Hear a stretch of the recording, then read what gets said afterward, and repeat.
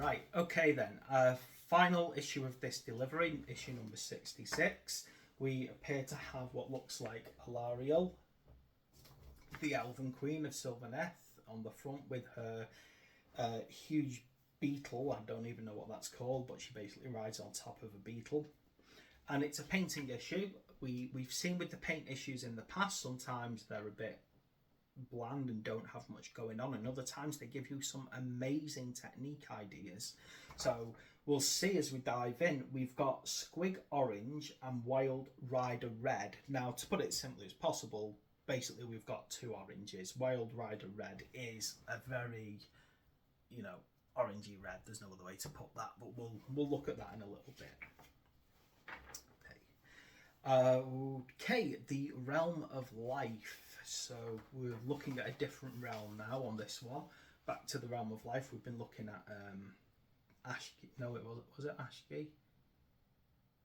The Realm of Fire was coming up a lot. I forgot what it was called now.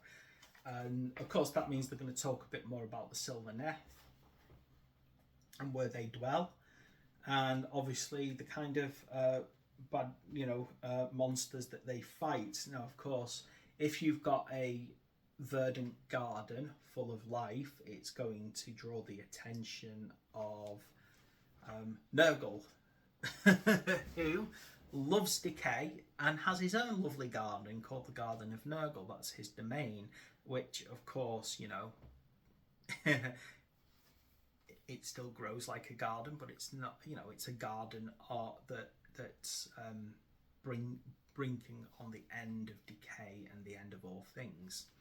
So, yeah, we've got a couple of we've got two little bits about the Realm of Life here, and Realm of Life 1 and Realm of Life 2. So it talks a bit more information about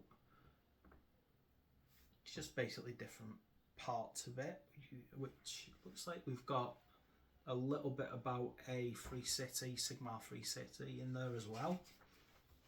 And then Champions of Gyron. So if you want to make it so that your warriors come from there, you can again tailor it to that and get a bit of a backstory. Then it goes on to your battlefield in ASCII. So it's weird to actually go from all of that about one realm and then jump to another one. And I think that's where sometimes these kind of jump in strange ways. I'm just actually oddly curious about something. Right, that's interesting. Issue number 65 says Battlefields in ASCII. But I knew I didn't see anything in there.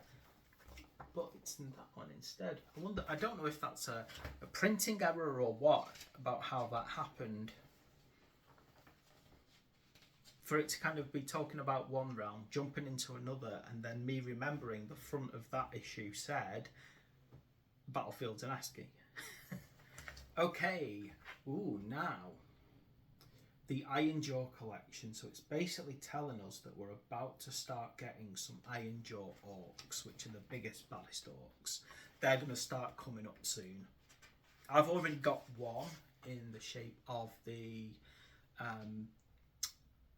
Orruk on his Maw Crusher. So I've already got that kind of one, which I'm looking forward to getting a few more of those. But I think with the Ironjaws, you don't get as many miniatures as you do for the other factions. But I do like the look of the guys. They are very beefy, to say the least. Now, we've got how to use the Squig Orange and Wild Rider Red. Now, depending on which approach they're taking, it does seem that these are potentially geared towards kind of highlighting and relayering at different points. Yeah, there's definitely a lot of highlighting going on this one too, to pick out the reds in a bit more detail. Okay, what else have we got here? We've got the Destruction Tactics for Molrog's Mob and the Ale Guzzler Gargant. So basically, how to use two big monsters to cause as much carnage as possible. Battle plan, flame and fire, fire in the hole. Just a little continuation of that linked battles that's going on. Right then, so here's our colours. Now, it's obviously they're never going to quite look as... They're always going to look different on camera to how they are in real life. However, one's quite a vibrant reddish orange, and the squig orange is a bit more toned down, but that's good. That makes them very good for highlights, and with the squig orange potentially quite good to kind of just if you say highlighted the brightest part of the model in one and the darkest part of the model in the other, you'll get a good two-tone highlight going on.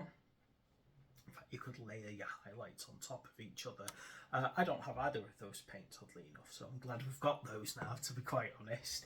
I can add them to my palette of paints, which orange I don't really have a lot of variety of. I think I've got two different types of orange, so I'll be interested to see how much different they are.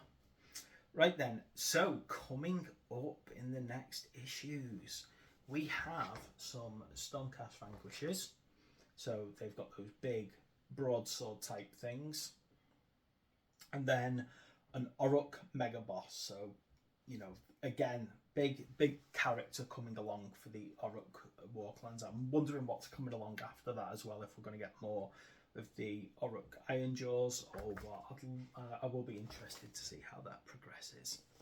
And there we go. I think the only other thing to mention is in this delivery, an extra file, which, you know, I need at this point because they send them just in time, and by this point the files are literally on the edge of popping apart with everything that's in them.